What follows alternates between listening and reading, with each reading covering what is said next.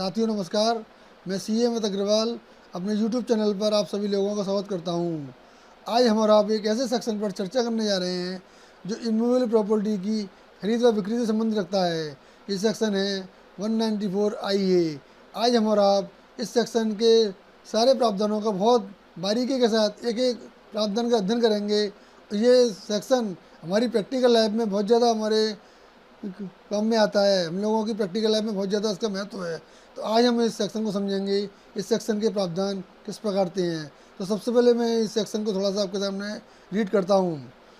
Any person being a transferee responsible for paying other than the person referred to in section 194 LA to a resident transferor any sum by way of consideration for transfer of any immovable property other than agricultural land which is not a capital asset shall at the time of credit of such sum to the account of the transferor or at the time of payment of such sum in cash or by issue of a check or draft or by any other mode whichever is earlier deduct an amount equal to 1% of such sum as income tax thereon। इसका जो subsection 2 है वो कहता है no deduction under subsection 1 shall be made where the consideration for the transfer of an immovable property is less than 50 lakh.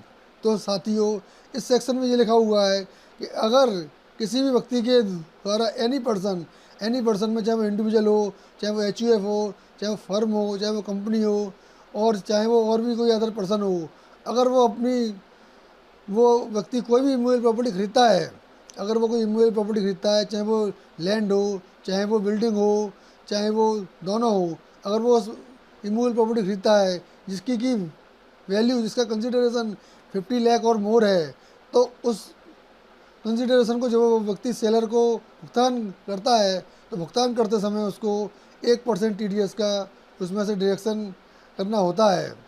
इस प्रावधान को लाने की वजह सरकार की मंशा ये रही थी कि रियल इस्टेट में बहुत ज़्यादा लेन देन ब्लैक मनी के होते थे, तो ब्लैक मनी के ट्रांजेक्शन को रोकने के लिए सरकार इस सेक्शन को लेके आई कि जिससे जो व्यक्ति सेलर है, जो प्रॉपर्टी को बेच रहा है, जब उसका 1% का TDS बायर के द्वारा डायरेक्ट किया जाएगा तो उस व्यक्ति को वो प्रॉपर्टी अपनी रिटर्न में शो करनी ही पड़ेगी। तो इसलिए इस सेक्शन को लाए और ये सेक्शन 50 लाख और मोर का जो कंसिडरेशन है उस पर लागू होता है। चलिए अब हम इसके और आगे जो प्रावधान है उनका अध्ययन करने का प्रयास करते हैं। फाइनेंस एक्ट 2019 से इस सेक्शन में थोड़ा सा परिवर्तन किया गया। इस परिवर्तन का कारण ये था कि जब हम कोई प्रॉपर्टी खरीदते हैं तो उस प्रॉपर्टी को खरीदने के साथ बहुत सारी सुविधाएं भी खरीदते हैं। जैसे हमने किसी बिल्डर से कोई फ्लैट खरीदा तो उस फ्लैट को खरीदने के साथ साथ और भी बहुत सारी सुविधाएं बिल्डर हमको उसमें देता है, जैसे कार की parking, maintenance, electricity, water supply, etcetera etcetera. इस तरीके की सुविधाएं बिल्डर हमको प्रदान करता है। बिल्डर यानी कि जो व्यक्ति फ्लैट अपना बेच रहा है, हमको वो सारी सुविधाएं मिलती हैं। तो अभी तक स्थिति ये थी कि जो हमको उसमें कंसिडरेशन की डेफिनेशन थी, कंसिडरेशन में किसी भी प्रकार की सुविधाओं का मूल्य शामिल नहीं था। फाइनेंस एक्ट 2019 से पहले अगर किसी व्यक्ति ने कोई प्रॉपर्टी परचेज करी है और उसकी वैल्यू सपोज करिए 49 लाख थी, और उसमें जो बिल्डर जो सुविधा दे रहा है, जैसे आपको बिल्डिंग मेंटेनेंस, कार पार्किंग वगैरह, इसके भी अगर कोई मूल्य शामिल करके ले रहा है तो इन वैल्यू को उसमें शामिल नहीं किया जाता था और केवल उसमें 50 लाख या उससे ऊपर की वैल्यू देखी जाती थी। लेकिन फाइनेंस एक्ट 2019 के द्वारा इसमें एक जो इसका कंसिडरेशन की परिभाषा है उसमें थोड़ा सा अमेंडमेंट किया गया। उस परिभाषा में ये ऐड किया गया कि अगर इस तरीके की सुविधाएं बेचने वाला व्यक्ति खरीदने वाले व्यक्ति को प्रोवाइड कर रहा है तो उन सारी सुविधाओं का मूल्य भी उसमें शामिल किया जाएगा। अब मैं आपको एक एग्जाम्पल के माध्यम से इस बात को क्लैरिफाई करने का प्रयास करता हूँ। जैसे सपोज करिए कोई बिल्डर है, उसने कोई फ्लैट बेचने का एग्रीमेंट किसी व्यक्ति के साथ किया जो कि 49 लाख रुपए का था। उसके साथ साथ उसने ये एग्रीमेंट भी उसके साथ किया, खरीदार के साथ किया कि वो 50,000 इलेक्ट्रिसिटी के लेगा, 25,000 रुपये वो वाटर के लेगा। इसके अलावा उसने मेंटेनेंस चार्ज के रूप में 6,000 पर मंथ का भी एग्रीमेंट किया और उससे कहा कि आपको 24 मंथ का जो मेंटेनेंस है वो एडवांस में आपको पे करना पड़ेगा। इसके अलावा ये इसके अलावा उस बिल्डर ने कार पार्किंग के नाम पे 5 लाख रुपए लिए और इसके अलावा 3 लाख रुपए उन्होंने क्लब मेंबरशिप के लिए। तो अब हम यहाँ पर देखेंगे कि टोटल कंसिडरेशन हमारा कितना हो गया। इस एग्जाम्पल में हमारा जो टोटल कंसिडरेशन हुआ 49 लाख रुपए तो फ्लैट की वैल्यू थी, 50,000 इलेक्ट्रिसिटी के थे, 25,000 वाटर के थे, 1,44,000 मेंटेनेंस के थे जो 24 महीने का जो एडवांस लिया था 6,000 रुपये महीने के हिसाब से। इसके अलावा 5 लाख रुपए पार्किंग के हो गए और 3 लाख रुपए क्लब मेंबरशिप के हो गए। इस प्रकार से टोटल कंसिडरेशन 59,19,000 रुपये हो गया। अब इसमें बायर को 1% के हिसाब से TDS काट के बाकी का भुगतान बिल्डर को करना पड़ेगा। तो ये प्रावधान फाइनेंस एक्ट 2019 के साथ 19 से इंसर्ट किए गए हैं। अब हम इसमें थोड़ा सा जानने का ये प्रयास करते हैं कि अगर जो सेलर है अगर वो दो लोग हैं, सपोज करिए हमने कोई प्रॉपर्टी परचेज करी जिसका कि कंसिडरेशन 60 लाख है लेकिन बेचने वाले व्यक्ति दो हैं, तो जो बायर है उसको उन दोनों व्यक्तियों का TDS डिडक्ट करना पड़ेगा। अब यहाँ पर देखने वाली बात ये है कि उन व्यक्तियों का उस प्रॉपर्टी में शेयर क्या है। अगर उन व्यक्तियों का शेयर 50-50% का है तो 60 लाख की प्रॉपर्टी पर बायर 30,000 रुपये का दोनों लोगों का TDS काट लेगा। तो यहाँ पे हमको ये देखना है कि टोटल कंसिडरेशन 50 लाख या ऊपर 50 लाख या उससे ऊपर होना चाहिए। यहाँ पे हमको ये नहीं देखना है कि उसमें एक व्यक्ति है, दो व्यक्ति है, 3 व्यक्ति हैं, जितने व्यक्ति भी होंगे और जो उनका शेयर होगा उसी हिसाब से TDS का डायरेक्शन इसमें किया जाएगा।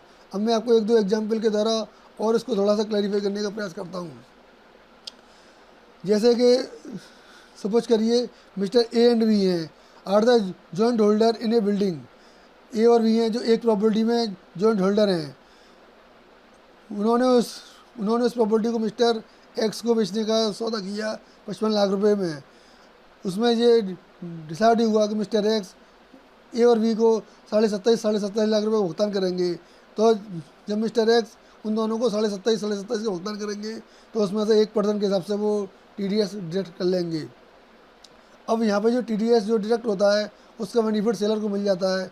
जब जो सेलर अपना ITR फाइल करता है तो ITR फाइल करते समय जो 1% का TDS उसके 26 ईयर्स में रिफ्लेक्ट होता है और वो ITR फाइल करते समय इस TDS का क्रेडिट क्लेम कर सकता है।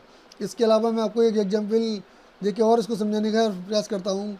एक है मिस्टर अभय और मिस्टर कौशल जिन्होंने कि एक प्रॉपर्टी परचेज करी। इन्होंने 60 लाख रुपए की ये प्रॉपर्टी परचेज करी थी किसी अन्य व्यक्ति से और इन दोनों व्यक्तियों ने 30 लाख रुपए का भुगतान इनको करना था। इन दोनों व्यक्तियों को 33 लाख का भुगतान करना था। इन दोनों व्यक्तियों को टोटल मिला के भुगतान करना था 60 लाख का, जो इन दोनों व्यक्तियों को 33 लाख का भुगतान करना था। तो अब ये व्यक्ति जब भुगतान करेंगे 60 लाख का मिस्टर एक्स को तो उसमें से ये 1% TDS काट लेंगे, यानी कि 33 लाख में से 30,000 रुपये काट के ये उस व्यक्ति को भुगतान कर देंगे। तो यहाँ पे मैंने आपको जॉइंट होल्डर के बारे में बता दिया कि भले जॉइंट होल्डर हो, चाहे खरीदने वाला हो चाहे बेचने वाला हो, TDS काटना ही पड़ेगा अगर उसकी वैल्यू 50 लाख रुपये या उससे ऊपर की है। अब यहाँ पे 1-2 प्रश्न और उठते हैं।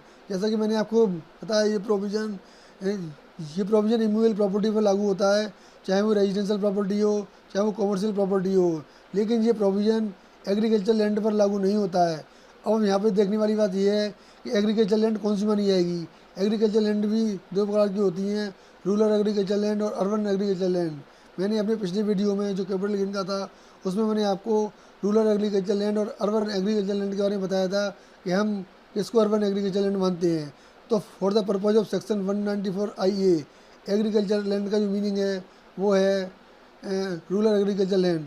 अगर किसी व्यक्ति ने रूरल एग्रीकल्चर लैंड खरीदी है जिसकी वैल्यू 50 लाख या उससे ऊपर है तब भी उसको TDS काटने की कोई लायबिलिटी नहीं होती।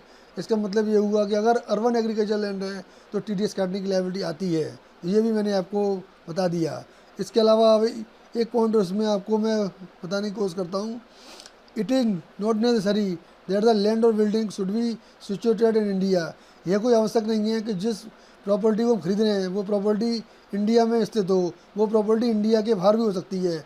For example if any person is purchasing property outside India from a person resident India, अगर कोई व्यक्ति इंडिया के बाहर कोई प्रॉपर्टी परचेज करता है लेकिन उस व्यक्ति से परचेज करता है जो इंडिया का रेजिडेंट है, तो ऐसे केस में he is liable to deduct tax at source on sale consideration at the rate 1%। तो ऐसे केस में जो परचेजर है और जो सेलर दोनों इंडिया की हैं लेकिन प्रॉपर्टी इंडिया के बाहर की है, तो परचेजर को 1% का TDS इस केस में डायरेक्ट करना होगा। इसके अलावा इसमें एक बात और ध्यान देने योग्य है, जो बाकी हमारे TDS के प्रोविज़न होते हैं, तो जब हम TDS काटते हैं तो जो व्यक्ति TDS काटता है उसको 10 नंबर लेने की आवश्यकता होती है। 10 नंबर लेना उसके लिए मैंडेटरी होता है और उसी 10 नंबर पर वो TDS का अपना भुगतान करता है। ये हमारा सेक्शन 203A में आता है। ये वाला सेक्शन 203A इस केस में एप्लीकेबल नहीं होगा। इस केस में जो बायर है वो सेलर से उसका पैन नंबर लेगा और पैन नंबर लेने के बाद एक चालान कम फॉर्म होता है, फॉर्म नंबर 26QV। उस फॉर्म को पूरा फिलअप करेगा। उसमें पूरी बायर्स की डिटेल आती है, बायर्स का नाम, बायर्स का पैन नंबर, बायर ने कितने रुपए की परचेजिंग करी है, उसका एड्रेस। इसी प्रकार से जो सेलर है उसकी भी सारी डिटेल्स आती हैं। अगर सेलर जॉइंट होल्डर है तो 2 हो या 3 हो, उन सबकी डिटेल भरनी होगी। सेलर का नाम भरना होगा, सेलर का पैन नंबर भरना होगा, कितने रुपए में उसने सेल किया है, उसका एड्रेस वगैरह, ये सारी इसमें डिटेल्स भरनी होती हैं। और form number 26QV online file करना होता है। फॉर्म नंबर 26QV फाइल करने के बाद जो बायर होता है वो सेलर को 99% का तो भुगतान करता है और 1% का उसको TDS सर्टिफिकेट दे देता है, जिससे कि जो सेलर है वो अपनी आयकर की विवरणी में उस 1% TDS का क्लेम कर सकता है। ये भी मैंने आपको बता दिया है। इसके अलावा एक बात मैं बताना और भूल गया हूँ। Every person who is purchasing property 50 lakh और more would have to direct TDS at the rate 1% of the payment made to the seller. ये तो बात मैंने आपको पहले ही समझा दी। अब इसके अलावा एक बात और है इसमें, इस वाले सेक्शन में जो बायर होता है जब वो TDS 1% काटता है तो उससे जो सेलर होता है उसका वो पैन नंबर से डिमांड करता है। अगर सेलर के पास पैन नंबर नहीं है तो सेलर को पैन नंबर अप्लाई कर देना चाहिए, लेकिन अगर फिर भी सेलर बायर को पैन नंबर नहीं दे पाता है तो बायर 1% की जगह 20% TDS डायरेक्ट करेगा, लेकिन उस 20% TDS का भी सेलर को कोई भी बेनिफिट नहीं मिल पाएगा और उसका केस ओपन होने की संभावना होगी।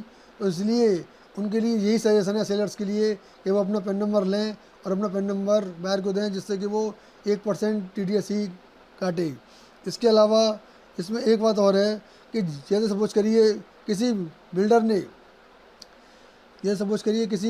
बायर ने किसी बिल्डर से एग्रीमेंट किया कोई प्रॉपर्टी परचेज करने का जिसकी वैल्यू 50 लाख या उससे ऊपर है, लेकिन वो जो बिल्डिंग बनकर तैयार होगी 3 साल में या 4 साल में, उसका एग्रीमेंट आज हो गया कि भाई हमको ये बिल्डिंग 60 लाख में ख़रीदनी है, सपोज कि 60 लाख में ख़रीदनी है और उसका भुगतान करना है 3 सालों में इंस्टॉलमेंट में। तो बायर जब भी इंस्टॉलमेंट का उसको पेमेंट करेगा, जैसे सपोज करिए उसकी 5 लाख रुपए हर क्वार्टर की इंस्टॉलमेंट है, तो जब भी वो इंस्टॉलमेंट का भुगतान सेलर को करेगा तो इंस्टॉलमेंट 5 लाख की इंस्टॉलमेंट में से वो 1% TDS डिडक्ट कर लेगा और हर इंस्टॉलमेंट में से वो TDS को डिडक्ट करेगा, ना कि फाइनल बिल पर उसको TDS का डिडक्शन करेगा। बहुत से लोगों को उसमें ये कन्फ्यूजन होता है कि जब उसका भुगतान 50 लाख रुपए से ऊपर पहुंच जाएगा तब उस अमाउंट पर TDS का डिडक्शन होगा। ये इसमें लागू नहीं होगा। जब हमारा एग्रीमेंट उससे हो चुका है और हमको ये मालूम है कि हमारा कंसिडरेशन 50 लाख से ऊपर है, तो हम उसको पहले दिन से ही TDS उसमें से डिडक्ट करना स्टार्ट कर देंगे। तो इस बात का भी हमको विशेष तौर से ध्यान रखना पड़ेगा। एक बात और हमको ध्यान रखनी पड़ेगी कि चाहे जो हमारी इमूवेबल प्रॉपर्टी चाहे हमारी कैपिटल असेट्स के रूप में हो चाहे स्टॉक इन ट्रेड के रूप में हो, लेकिन TDS का डिडक्शन 1% का करना ही पड़ेगा। इस बात में कोई अंतर नहीं है कि ये हमारा स्टॉक इन ट्रेड है कि ये हमारी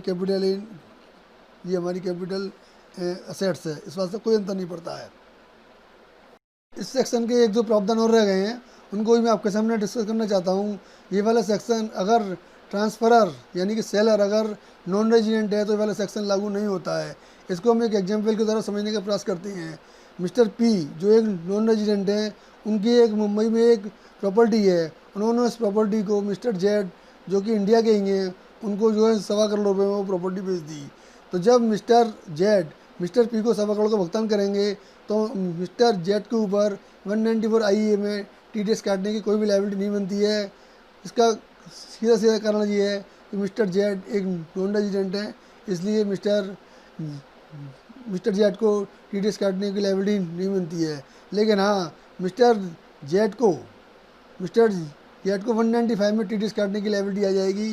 वो उनका जो है long term capital gain calculate करने का 20% के हिसाब से टैक्स 195 में डायरेक्ट उनका किया जाएगा। इसके अलावा मैं आपको एक एग्जांपल और देता हूँ। मिस्टर आकाश हैं जो रेजिडेंट इन इंडिया हैं, उनकी कोई प्रॉपर्टी कलकत्ता में थी जो उन्होंने बेच दी मिस्टर राहुल को, जो कि USA के रेजिडेंट हैं। आप मेरी बात को समझने का प्रयास करिए। मिस्टर आकाश जो इंडिया में रहते हैं, उनकी एक प्रॉपर्टी कोलकाता में थी। उन्होंने उस प्रॉपर्टी को मिस्टर राहुल को, जो कि USA के रेजिडेंट हैं, उनको उस प्रॉपर्टी को बेच दिया। तो मिस्टर राहुल जिन्होंने इस प्रॉपर्टी को परचेज किया है, उनके ऊपर 194 IE में TDS डायरेक्ट करने की लायबिलिटी आ गई। उनको 1% के हिसाब से TDS का डायरेक्शन करना होगा जब वो मिस्टर आकाश को पेमेंट करेंगे प्रॉपर्टी से संबंधित। तो साथियों, आज मैंने आपको 194 IE से संबंधित सारे प्रावधानों को विस्तार के साथ समझाने का पूर्ण रूप से प्रयास किया है। फिर भी अगर इसमें कोई आपकी क्वेरी रह गई हो तो आप नीचे कमेंट बॉक्स में डाल सकते हैं, मैं आपको रिप्लाई कर दूंगा। इस सेक्शन को मैं फिर दोबारा एक बार आपके लिए थोड़ा सा नटसेल में पढ़ देता हूँ। ये सेक्शन, अगर कोई भी व्यक्ति कोई प्रॉपर्टी परचेज करता है जिसका कि कंसिडरेशन 50 लाख या उससे ऊपर है, तो जब वो व्यक्ति उसका भुगतान करेगा कंसिडरेशन का, तो 1% के हिसाब से उसको TDS उसको डायरेक्ट करना होता है और सरकार के अकाउंट में उस पैसे को जमा कराना होता है। और जो व्यक्ति सेलर है उसको उस TDS का सर्टिफिकेट देना होता है और वो सेलर उसको अपने इनकम टैक्स की रिटर्न में इस TDS को क्लेम कर लेता है। तो ये वाला प्रोविज़न एग्रीकल्चर लैंड पर लागू नहीं होता है, इस बात को विशेष ध्यान रखना चाहिए। और एग्रीकल्चर लैंड में भी रूरल एग्रीकल्चर लैंड में लागू नहीं होता है। इस वाले प्रोविज़न में बहुत सारे लोग गलती कर देते हैं, वो एग्रीकल्चर लैंड पर भी TDS काट लेते हैं, या वो गलती इस तरह की करते हैं कि अगर एग्रीकल्चर लैंड रूरल है तो उस पर TDS नहीं काटते हैं। उनको ये कन्फ्यूजन रहता है कि एग्रीकल्चर लैंड कौन सी होगी। तो इसलिए मैंने आपको इसमें जो क्लैरिफाई कर दिया है कि केवल रूरल एग्रीकल्चर लैंड एग्जेम्प्ट है, इस पर TDS काटने की लायबिलिटी नहीं आती है। बाकी अर्बन एग्रीकल्चर लैंड में TDS काटने की लायबिलिटी आती है। दूसरी चीज़ इसमें विशेष ध्यान रखने योग्य ये है कि जो सेलर है वो रेजिडेंट होना चाहिए। अगर सेलर नॉन रेजिडेंट है तो उसके ऊपर भी इस सेक्शन के प्रावधान लागू नहीं होंगे। और मैंने आपको ये भी बता दिया कि फाइनेंस एक्ट 2019 से, जो 1 सितंबर 2019 से एप्लीकेबल हुआ था, उसमें जो सुविधाएँ जो बिल्डर फ्लैट ओनर्स को जो सुविधाएँ देता है, उनका मूल्य भी अब कंसिडरेशन में शामिल कर लिया गया है। यानी कि फ्लैट की वैल्यू और जो सुविधाएँ बिल्डर फ्लैट ओनर को दे रहा है, उन सुविधाओं का मूल्य भी शामिल कर लिया जाएगा। और उसके बाद ही जो परचेजर है वो उस हिसाब से TDS का 1% के हिसाब से डिडक्शन करेगा। इसमें मैंने आपको ये भी बता दिया कि अगर सेलर के पास पैन नंबर नहीं है तो बायर को 20% के हिसाब से TDS का डिडक्शन करना होगा। इसके अलावा इसमें इस वाले सेक्शन के लिए पैन नंबर लेने की आवश्यकता नहीं होती, केवल बायर और सेलर के पैन नंबर से ही काम चल जाएगा। इसमें एक छोटा सा अभी पॉइंट रह गया है, उसको ही मैं आपके साथ डिस्कस करना चाहता हूँ। जैसे सपोज करिए किसी व्यक्ति के पास कोई ज़मीन है और उस ज़मीन को गवर्नमेंट ने कंपलसरी एक्वायर कर लिया है और गवर्नमेंट उसका कंपनसेशन देती है। इस केस में गवर्नमेंट हो गई परचेजर और वो व्यक्ति हो गया सेलर। तो ऐसे केस में 194 I वाला सेक्शन एप्लीकेबल नहीं होता है। इस केस में 194 LA सेक्शन एप्लीकेबल होता है, जिसकी चर्चा हम आगे वाली वीडियो में अलग से करेंगे। केवल यहाँ पे मैंने आपको ये बता दिया है कि इस वाले केस में 194 IA लागू नहीं होता है। तो साथियों, ये थे 194 IA के सारे प्रोविज़न। अगर फिर भी आपको कोई कन्फ्यूजन रह गया है या आपका कोई प्रश्न है तो आप मेरे को कमेंट बॉक्स में डाल सकते हैं, मैं आपके लिए आंसर कर दूंगा। तो साथियों, आपसे मेरा यही अनुरोध है कि आप मेरे चैनल को अधिक से अधिक लाइक करें, सब्सक्राइब करें और बेल आइकन को दबाना ना भूलें, जिससे कि जब भी मैं अपना वीडियो अपलोड करूं तो इसका नोटिफिकेशन सबसे पहले आपके पास पहुँचे। जय हिंद, जय भारत।